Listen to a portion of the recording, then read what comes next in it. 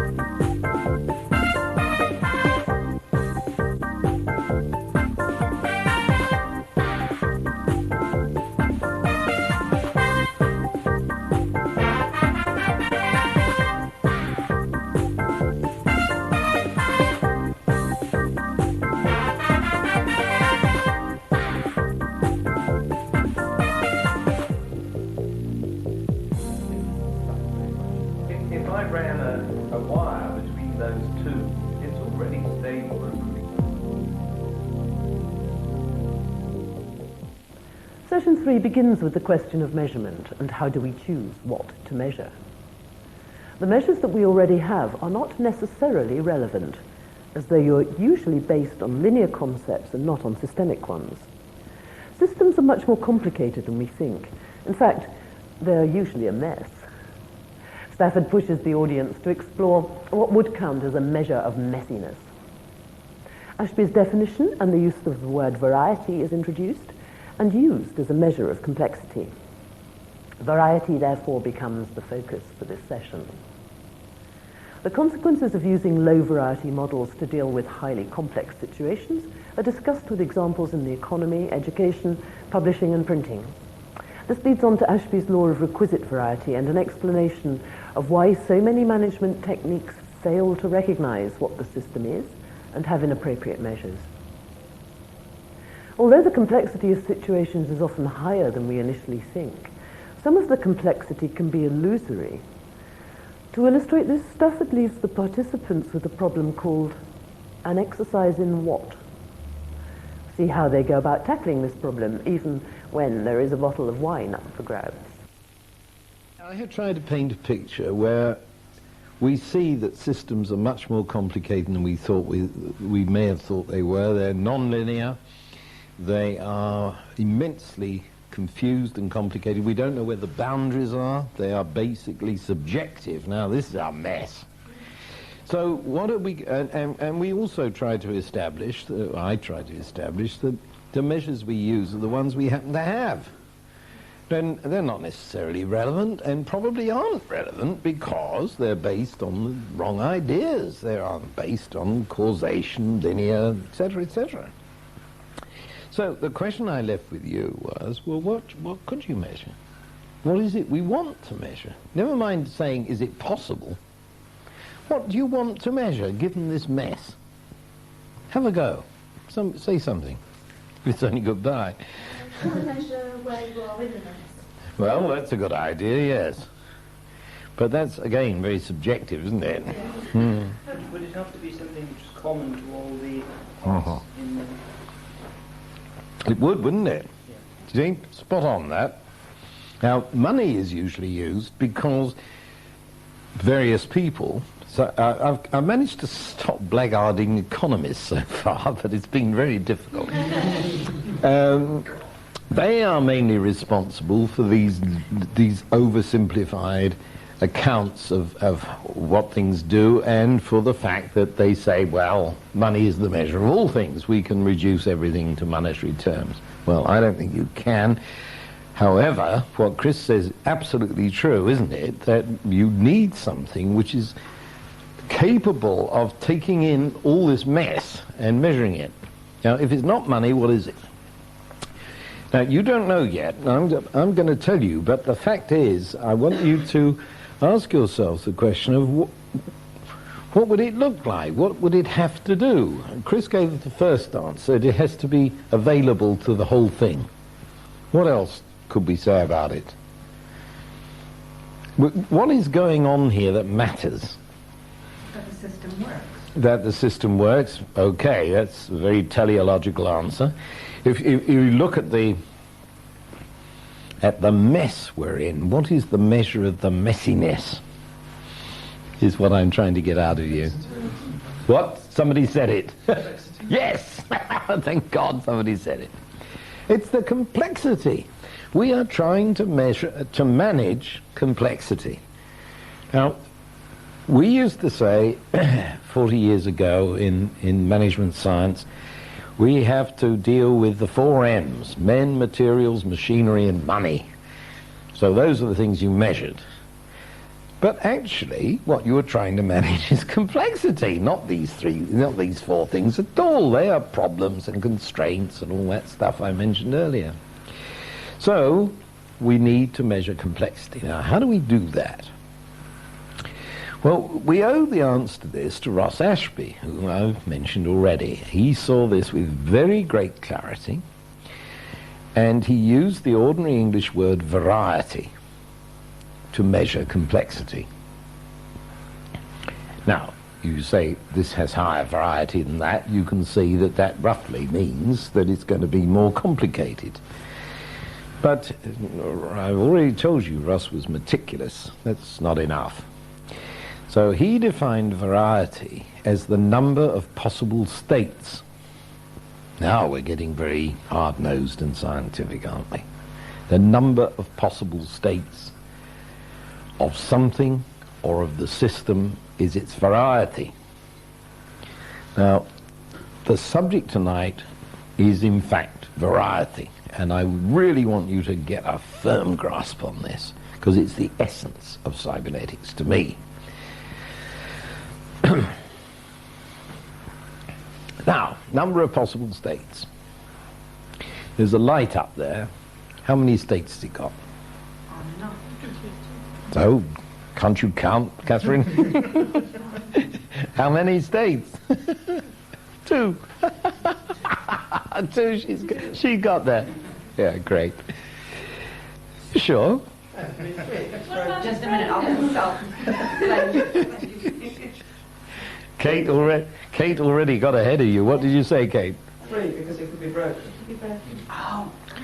Good. Doesn't that just mean that the light is off? It means the light's off, but it's not the states of the system we're trying to measure. Uh-huh.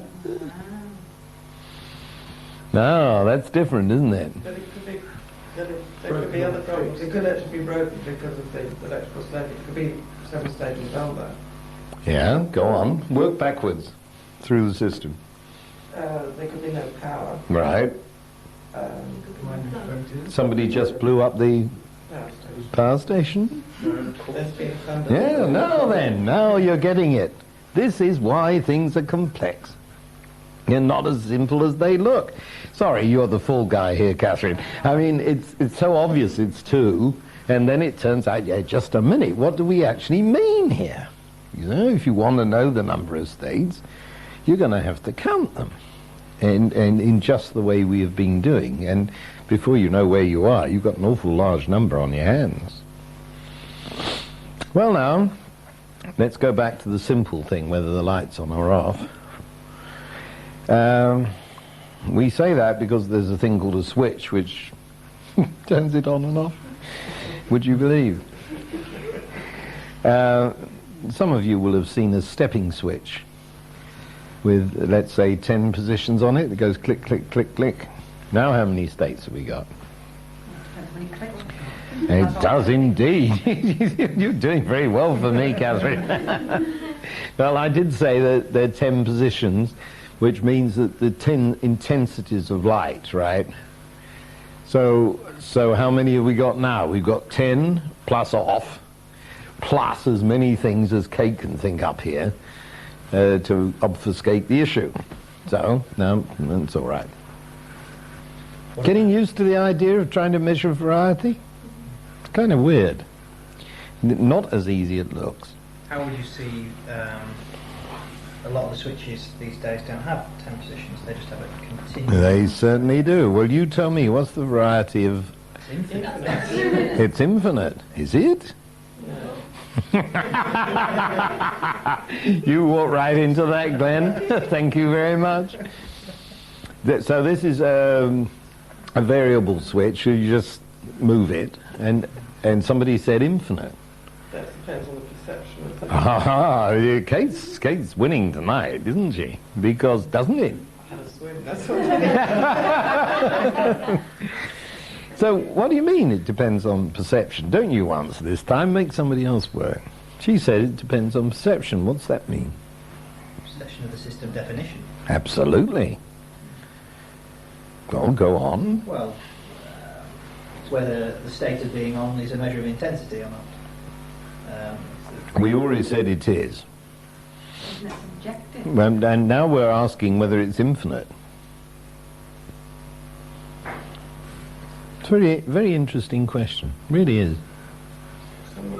She definition the system steps. It's defined by two limits. There's not an upper limit, right? But someone who's got very bad eyesight may only be able to distinguish. Never mind somebody with bad eyesight. What about somebody with good eyesight? How many states can you distinguish? It will depend a lot.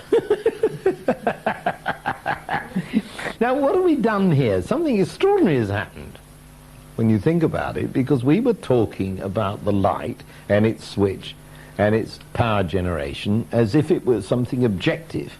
But we've already agreed that systems are subjective phenomena. They're things we think of.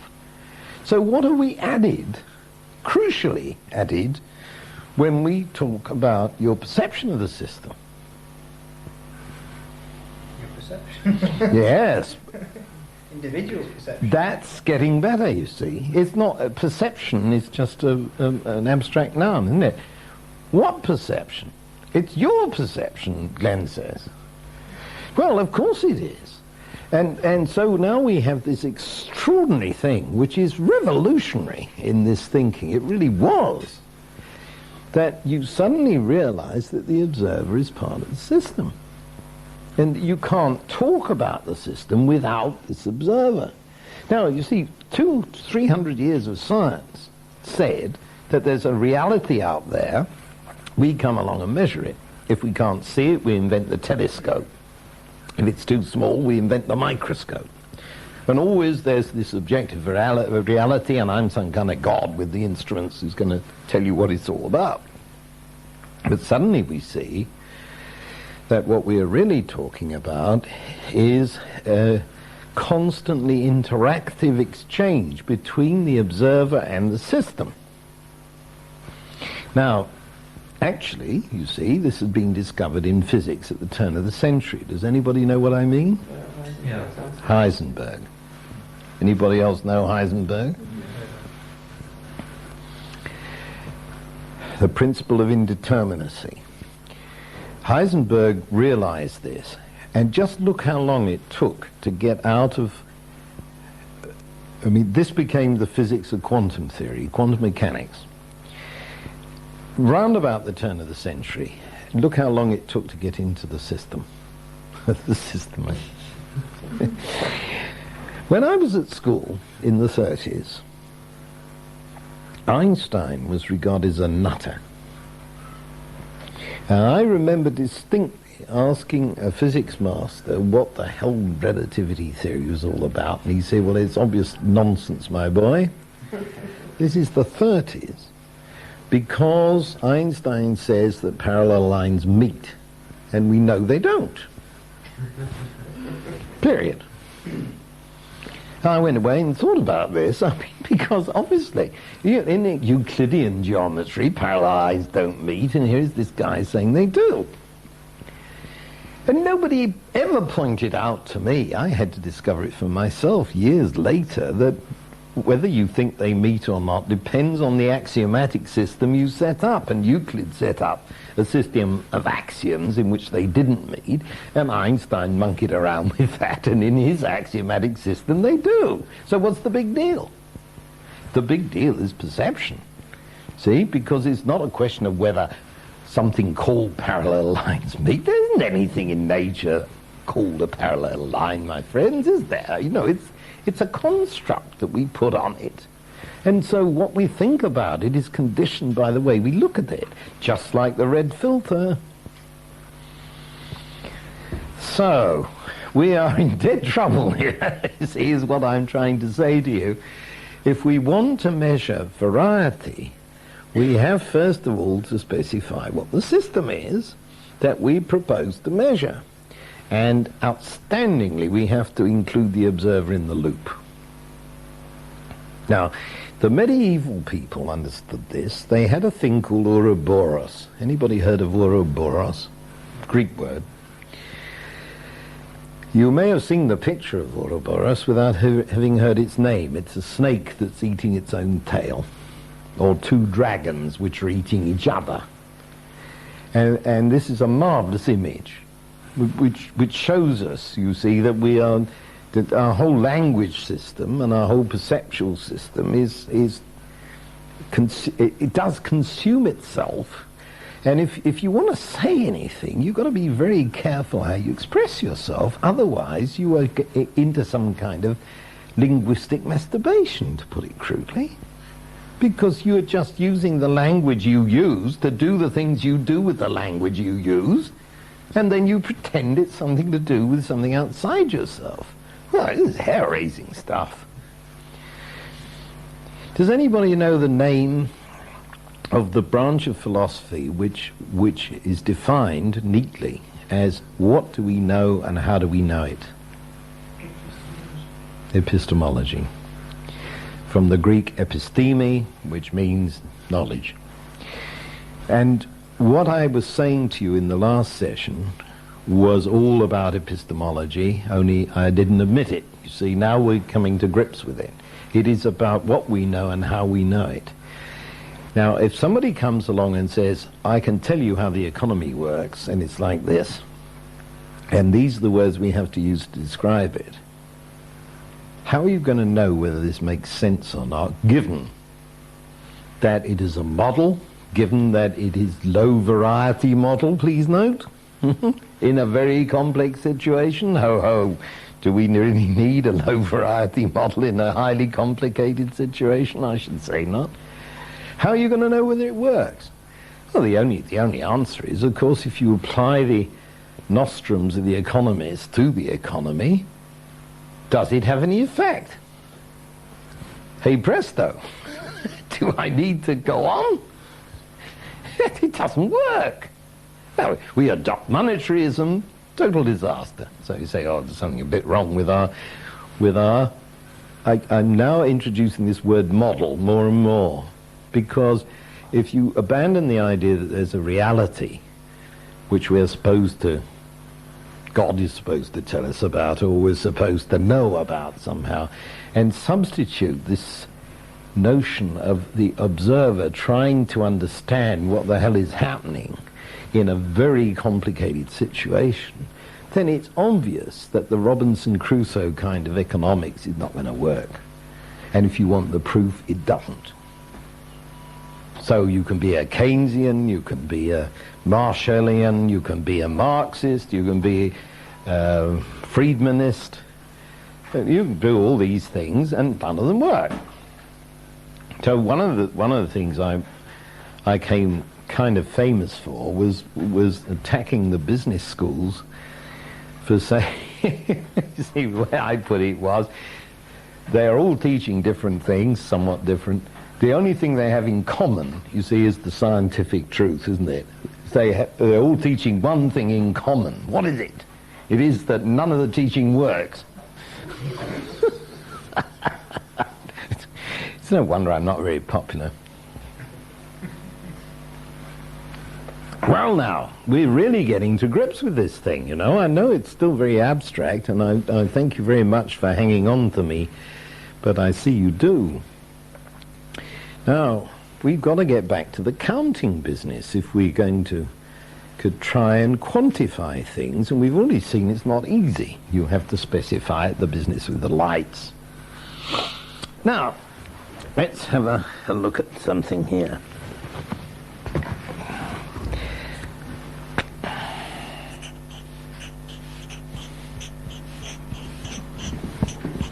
Somebody tell me the variety. 7. Good answer. 1. Somebody can count anyway. 7 factorial. Ah, you see, you're all getting suspicious. 7 factorial, 1. Who said 1? That's very interesting. I did. Why? Because, as we said, it depends how you perceive it. Yeah. If you perceive the more three simple crosses Mhm. the same, then the variety is 1. That's right. You say I'm in a universe of crosses. Yeah. Yeah, something like that. So we get V equals 1. Our next bet was V equals 7. Well, there's an obvious reason for saying that. Now, somebody already began to wonder if that was adequate. Where do you go from there? Well, if the crosses are on off states, for example, Yes.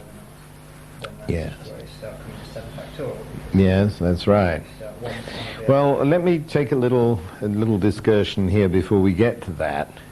See, if we're talking about a system, then we have a suspicion that this is a system, then these things are interconnected. And the question arises, how many ways are there of interconnecting 7 things? Who knows? Pardon? Depends if you're arranging in a line or in... No, it's all the possible interactions. I didn't arrange them in the line for that reason. So this is related to this essay. Pardon? 6 times 7 is the answer. It is V equals n into n minus 1. And in this case, that's 42. Now, you're all very sophisticated people, because if you weren't, you would say it was 21. Why would that be?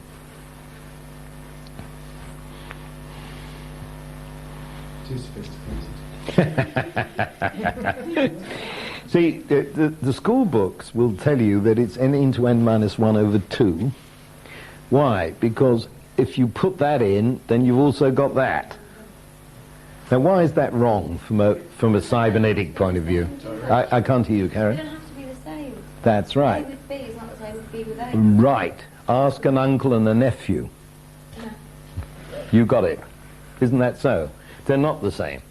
So this is the sophisticated answer, and the school textbook, which says it's 21, is very unsophisticated. Now we come to Glenn's point. We've got all these interconnections, so the thing is beginning to look like this, you see, and a great mess here with 42 connections. he said, maybe they're on or maybe they're off. And that's the simplest case. Now then, if these are on or off, who cares to say what the variety is of that number when any of these may either be on or off? Yes, you got it? 2 to the 42. And that's really rather a large number. And that's only if it's on or off. It doesn't take account of Kate Bailey's version of the world in which things may be on or off for all sorts of bloody reasons, which is the truth of the matter, after all. So this begins to get extremely complicated. Now, if you want to know what the variety is of any situation, it's obvious, isn't it, that you have to make a very careful statement about what it is you think you're dealing with, because the answer is going to be all over the place. And what we find in management, and I'm forced to get round to management because that's my subject, is that most people in management do not take the trouble to ask themselves what exactly they are computing with. And why do you think that management and unions never agree about anything? It is because they're talking about quite different systems with quite different varieties. And here we have this very week, we've got a rail strike going on, and they're just not communicating. And they think it's possibly something to do with politics. I don't know what they think. But I'm the cybernetician observing this lot, and I say quite simply that they're not talking about the same system. And if they were, they wouldn't know how to measure it. And I hear managers talking very simplistically about situations which, when I go and talk to union people, are perceived as infinitely complicated because of families and social life, which is being reduced to practically nothing by a management who is saying, well, you know, time and a half, or something very, very simple.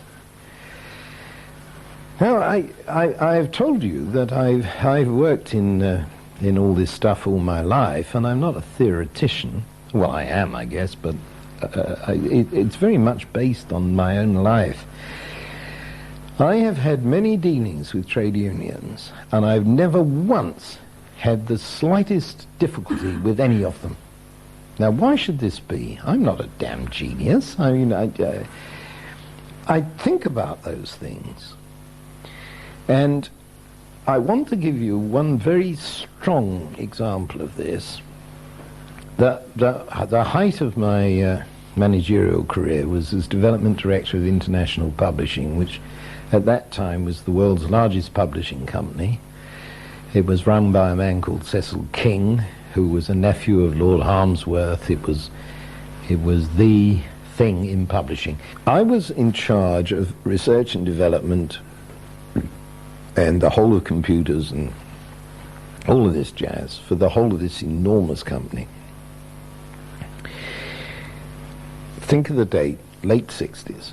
I was the first person in the world to launch a publishing enterprise through screens, through electronic screens. It was called the Stockbroker Computer Answering Network, SCAN, and it put into stockbrokers' offices online, real-time information, changed everything. More or less destroyed the stock exchange, by the way, but it took them years and years to catch up with that, and then we had the, I don't know, you probably remember, it's not all that long ago, when the whole thing blew out of the water, because they didn't understand it at all. So, all of this. So I went to the two leaders of the trade unions. Now, they were very interesting people. Briganshaw was the key man here. It's too long ago for you to remember the name. But you see, I always start those negotiations with the belief that the other guy is a decent, sensible man, not some kind of blithering idiot who wants to destroy society, which it seems to be the way people treat this. So I said to them, look, printing has been the same for 500 years. We've just souped it up a bit. But Caxton would recognize the presses in the Daily Mirror just like that. They'd say, goes a bit fast, doesn't it? But that's all. Now, what we are going to do is we are going to scan these pages electronically. We are going to have automatic page composition. Now, by the time I was talking, we'd already got column composition. In other words, you could get a column that was right-hand justified, the hyphens and the margins being correct. Now we're talking about the whole damn page. This is rather linear. You know, although it's in 2 dimensions, it's a linear job. The whole page is a very different matter because you've got to put in the photographs and the works. Well, my lot solved the problem of automatic page composition, and you'll notice that this makes most of the printing unions redundant.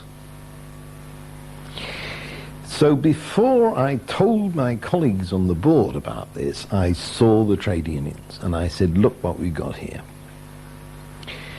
And I left the page with them, and the cleverest man in the union delegation wrote me a note saying, Stafford, the writing is on the wall, do you have to make it so bloody obvious?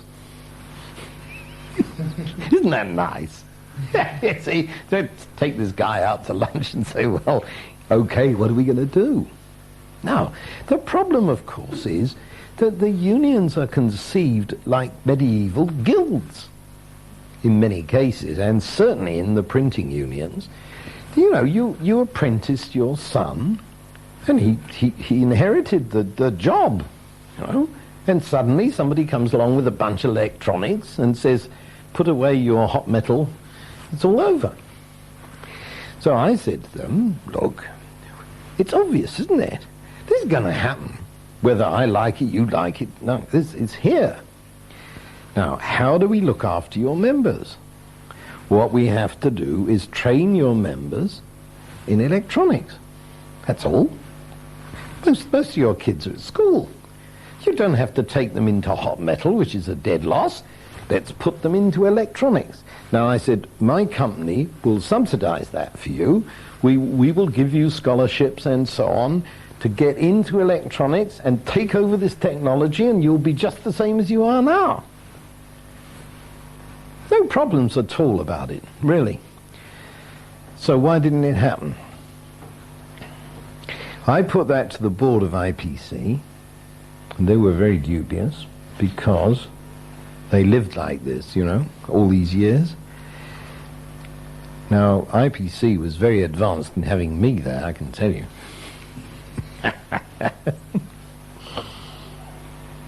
Associated newspapers, the Daily Express, and these people were not about to buy this one little bit. And the whole industry has to move together, so no one would do it. And what was the result? Years and years later, I left in disgust. We had Wapping, remember? Where a kind of embattled city is set up in the Isle of Dogs with barbed wire and policemen all round it to keep the unions out, while they're junked in favour of electronic technicians. Now, this is an outrage. It's totally unnecessary. Now, I suppose you think I'm talking politics, and I suppose I am. I can't really help it, but I'm trying to give you realistic examples of what I'm talking about. This isn't airy-fairy stuff. We are trying to absorb the variety of the situation through the latest technology, which is a way of perceiving, isn't it? You're perceiving the world either through hot metal, to simplify it, or through electronics. And if electronics is coming, then it's what you've got to do, and you stop talking this jazz that would have made Caxton laugh. So there's an example of it. Now, what you've got to do is understand the system you're dealing with. I've now added understand the technology by which you perceive it. Keep your mind open that you won't have all the technology yet. There may be other stuff coming round the corner. So you've got to conceive of practically anything. Do realize that science fiction was never more than a couple of years ahead of science fact. Practically everything that is in science fiction has happened. Men on the moon, nuclear power, 20,000 leagues under the sea. When was that written? In the 19th century by Jules Verne.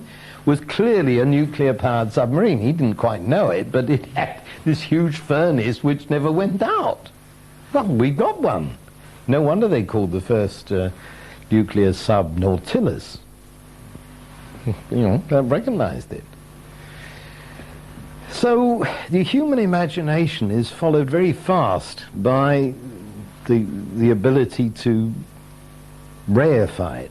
That's a nice word. I like that word. Anybody know the word reify? To make real. It's Latin, race, thing.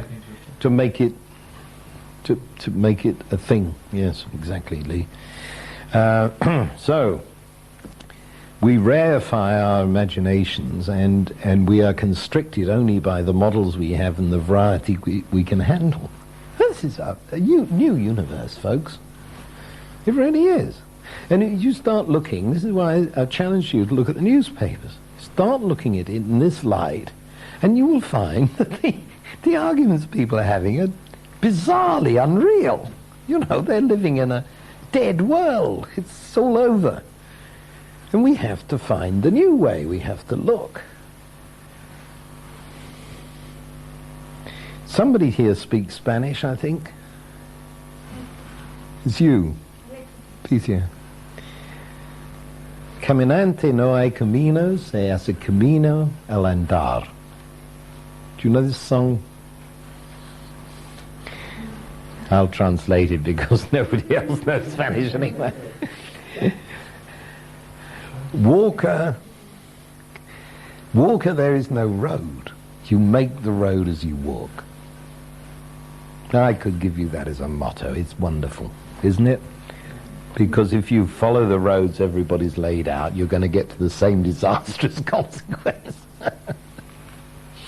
I was reminded earlier this evening, I was walking around in Israel, my only trip to the Holy Land, totally mind-boggled by everything. And I was walking in the hills outside, in the hills of the Sea of Galilee, thinking about Jesus, and I ran into a signpost and it said, Armageddon. And I thought, yes, the story of my life here. Yeah. So, here we are with our problem, and I really tried to loosen your thinking up and saying, well, we are hanging on to the notion of variety. Now then, what are we going to do with it? You're going to go around counting things? And trying to imagine how large they actually are and trying to count. This won't do. Can't do it, But we have been taught that measurement, mainly by accountants, we've been taught that measurement is an exact science, and that if there is a penny left over at the end of the day, the entire banking staff must be kept in to find this missing penny. But statistically, of course, the penny means nothing. It's experimental error. I mean, £1 million is an experimental error in most of this stuff. So that's not the way into variety. Now, let me try and gently suggest to you what is the way in. If I got up, I don't want to because my legs hurt me. If I got up and held up a coat of rather unusual size, let's say it's very small or it's very big, obviously. I say, I've got this coat going begging, does anyone want it? Now, how do we know who will fit this coat? Somebody might say, that's a very large coat, I am 6'5", I'll have it. Or somebody says, that's a very small coat, I'm the smallest person here, let me try it on. We say that kind of thing, don't we? So the varieties are being handled without counting, is my point. We have no problem in saying that's bigger than this, without calculating, as we've been taught we must, essentially, forgive me by accountants,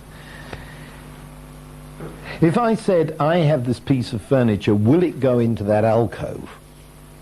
And this is very marginal. I say, yeah, it's going to go in there, or couldn't possibly. And that's the decision I want. Now, we could go and measure the alcove and measure the piece of furniture and say, well, the alcove is 3'5" and the piece of furniture is 7'6". I don't think this is going to work. We don't need to do that because we make comparative variety evaluations. And most of what we do in the real world is about that, I think. Now, if we start thinking of our problems in terms of matching varieties, we're onto a new ball game altogether. And so it's no use the minister getting up in the House and saying, we do not have the statistics for how many lesbians are running amok in Newcastle or whatever, as they do at the moment. You wouldn't... no, I didn't mean they do in Newcastle. Ministers, thank you very much. Somebody rescue me. I do get into trouble sometimes.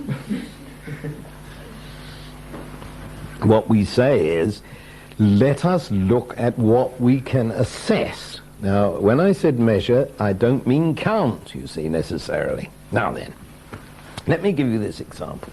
Here is a scientist from Mars, who's a very good scientist, but knows nothing about terrestrial matters, okay? Now, out there, he sees a green field with white lines on it and things we call goalposts at the end. And unknown to him, a set of 11 guys is practicing. And these guys all have red shirts on. And they start off down here and they run down this field and they push a ball between each other, and then somebody slams it through the posts, and then they take it back and they do it again. So they score 370 goals in the time, in half an hour that the Martian scientist is observing this. So he said, well, this is very interesting. What is going on here? So somebody says to him, well, we've discovered that this is a game called soccer, and that the objective of the game is to stop these people doing that. So what do the Martian scientists say? He's facing a very high variety situation. Now, what he notices is that the ball goes back and forth and always goes like that. So the Martian scientist says, well, let us put a big slab of concrete right there. They'll miss, can't get through it. So he does that. And then down come the 10 men in red shirts and they go round it, and the Martian scientist says, bloody hell, I wasn't expecting that, you see. So then he tries the strategy. I mean, just think it through from his point of view. He tries the strategy of putting a lot of little posts all over the place. And now these people who are known for their dribbling, only he doesn't know the word, they're just having a fine old time running all around this stuff, and still scored 380 goals. Johnny says, well, what's going on? Clearly, these individuals, these 11 individuals, are governed by their own control system. They must have something in here somewhere that tells them how to operate. We must measure that. So the Martian scientist comes along with something that we should call an electroencephalograph, and he puts it on the head of these people and says, I will try and find out what's going on in Paddy's head when he's trying to get round Chris, the concrete post. You have an easy role tonight. Now, just please follow this through. I mean, it's bloody fascinating. What are you going to do next? You get all these brainwaves read out, and now you say, well, clearly they're communicating to each other somehow. How are they doing that? I don't know. So you wire all these electroencephalographs up to a computer, and you try and make a model of the whole darn thing. Now, this isn't going to work because everybody's going to fall over the wires. So now you have a huge R&D project, which is going to cost the earth, as to how you transmit by radio to the computer what's going on in the brains. Now you only have the problem of finding out the model whereby all these brains are interacting. Now, does this not have any ring of truth to you? This is how we proceed with things. Now, what is the actual answer to the problem of how you stop 10 men in red shirts scoring all these goals? Take the goalpost away. Take the ball. Oh, there's an anarchist. What did you say? Take the ball. No, yeah, another anarchist. Come on, you know the answer to this. Put another 10 people on the field. Pardon, Dave? Put another 10 people on the field equally matched. They have to wear white shirts. Yeah. Exactly. Now, you have discovered Ashby's law, which I think is as important to management as the law of gravity is to physics. What is it that you have just discovered? Much variety with variety. Yeah. Only variety can absorb variety. You don't have to count all these states, you have to match them. You know, suppose I wave my hands around a lot, I know it, don't take the mickey out of me. Supposing I waved them around so much you didn't know how many fingers I had. But supposing I, judicially, as a good professor, kept doing that. And you still didn't have time to count, but you would be able to say he has the same number of fingers on each hand. That is the sort of thing I'm talking about, where you're not counting, you're doing something much more sophisticated. You are matching variety. Now, all our problems arise from disobeying or attempting to disobey Ashby's law. As a matter of fact, you can't. It's a law of nature, you see. But we go around with management systems which consistently ignore this. Now, the Chancellor of the Exchequer says, well, I want to control the money supply and inflation. Then the economy is under control. What? All you're going to do is create all these people running around the goalposts, hiring hordes of accountants and lawyers. No problem. Then the Chancellor of the Exchequer is left standing there like a lemon. It's their favourite occupation, as you know. You've got a traffic policeman, stands at an intersection, the roads look like a swastika, they go like that and then turn round the corner, you see. He can't see anything. He's got a 3-mile queue down here, he doesn't know. So he's waving people on without regard to the total picture, which is our big system, holistic notion, because he doesn't know anything about it, bless his heart, it's not his fault. And what I am suggesting to you, and it's mind-blowing, I think, is that all our management techniques fail to recognize what the actual system is, can't measure it because they're using the orthodox measures, don't understand the law of requisite variety, move in there with a crowd of glowing stuff and say, this is what we'll do, then it doesn't work. So what do they do next? Mrs. Thatcher was the great exponent of this. To the opposite. Oh no. Exactly. What did she do? They don't understand. We have to do it much harder. Push it. Sell it. Increase it. The fact that it doesn't work is going to get worse and worse. Well, that's too bad. We didn't notice that. Well, this is my whole message about management, and I've finished the first day with where I wanted to get to try and loosen up your thinking about this and see what really matters in this. Now, I'm not going to be so destructive in the next days. I'm going to try and build you a model of how to do this. But before I can offer that to you, you have to see why it is that our systems don't work, and you have to recognize that they don't. That's why the newspaper exercise. I want you to look at the newspaper and you will suddenly find, I guarantee tomorrow morning, I don't know what's in the newspapers, I'm not Merlin, I look like Merlin, but I'm not Merlin. You look at the newspaper, you will find examples lying all over the place of people who are trying to disobey Ashby's law because they haven't recognised it. You know, it's that simple. It's awfully simple. All great ideas are simple. In fact, the only opponents of cybernetics, some of my dearest friends among them, say that the trouble with Ashby's law is that it's a tautology. It's obvious and doesn't tell us anything. Well, I have tried to introduce it to you in a way whereby you can see that it does tell us something. Of course it's tautologous. The whole of mathematics is tautologous. If it weren't, it would be wrong. Doesn't mean to say it's useless. Does it? Now, I kept meaning to time myself. I didn't even bring the clock this time. How are we doing? We're still running. Well, we better stop.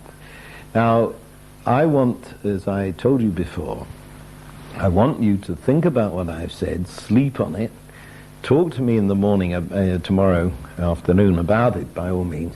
Look at the newspapers tomorrow. Look for validations, look for counterexamples, prove I'm wrong, whatever you like. Now, I also told you that I was going to give you a formal exercise. And I would like to end tonight by setting this exercise, and here it is, and I will dish it out, and you can spoil your night's sleep by trying to read that. But I want this recorded for the cameras, and I'm going to ask Kate Bailey if she would be kind enough to read it, because she has such a mellifluous voice. Sort this one out if you can, folks. An exercise in what? The problem. You have been appointed manager of a shop engaged in jobbing production and have been finding out the form, which is pretty awful. Some shifts go well, but on others two types of difficulty arise, either separately or together. One difficulty is that a shift may throw up a loss compared with standard. The other is that a dissident faction of work people may decide to cause trouble, and that consumes too much energy in handling the wildcat strike threat. It turns out that there are two matters under your control that bear on this. Some work attracts a bonus rate, and the loading of this work can be manipulated. It seems to be generally accepted on the shop floor that more than 30% bonus work is good, while less is bad. There is another, an unpleasant kind of job which you can always run, or not. This, according to agreements, involves a flat 10% extra payment for the whole shift. The production director has said that when you start on Monday, you must operate this system as best you may. But until delicate negotiations at a higher level are completed, he would like to see as little trouble as possible. So you set to work to discover what actually happens, and it follows a definite pattern.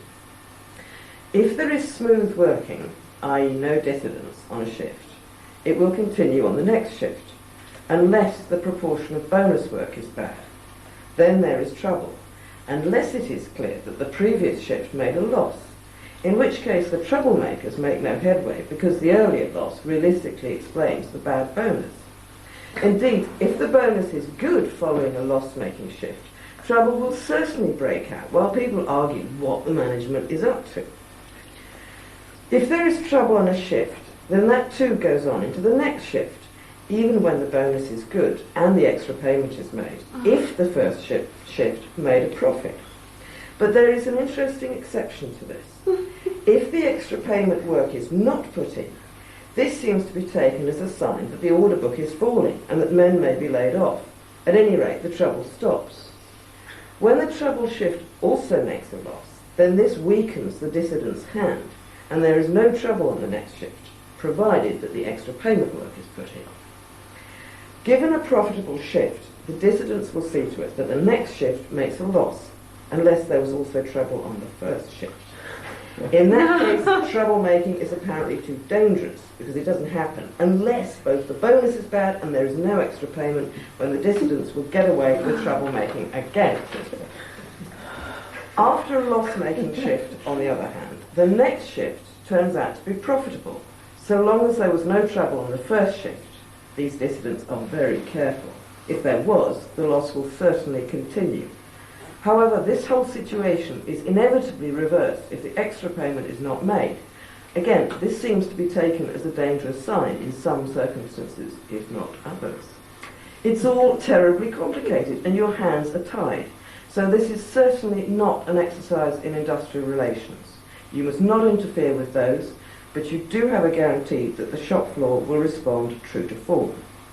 What is this an exercise in, then? Can you solve the problem? Is there anything you can do to ensure making a profit and have smooth running as well? Tell you this much. We can work out from the state of affairs on the last shift Friday night that your first shift on Monday morning is bound A, to be an uproar, and B, to make a loss. Congratulations on the new job. And if it sounded as if I understood that, I assure you I don't. Beautifully read, Kate. Thank you very much. Who wrote that? I wrote it. It's a muddle, isn't it? Now, you see, this is trying to propose to you the muddle of real life. Now, what is an exercise in? You could tell me that already. Yeah, exactly. It's an exercise not in accounting or man management, because that's all taken out of it. But it's still very complicated. It's an exercise in complexity. Does anybody think if they sit down hard and work on that, they can solve it? If I could, I'd have done it at my company. Well, I always put this to my undergraduate students, and I offer a bottle of wine to the first person to give me the answer. And every year for 5 years somebody's done it, so there's a challenge for you. Do we get... Oh yes, oh yes. Yeah. Now, what I'm going to show you in the course of the days, as a sideline as it were, is how to solve this, because obviously there are going to be ways, by looking at this cybernetically, systemically, that you can solve it. But I would quite like you to try, if you're willing, just to try and get the feel of it. And tomorrow I will explain more about it. But please join the fun. Because I'm not doing this to penalize you or be vindictive or something. I want you to see that real life is very complicated. And that sounds very complicated. It actually isn't, you see. So the question is, can you spot it? And if so, how? And are there techniques that would improve the matter? There are. Good night.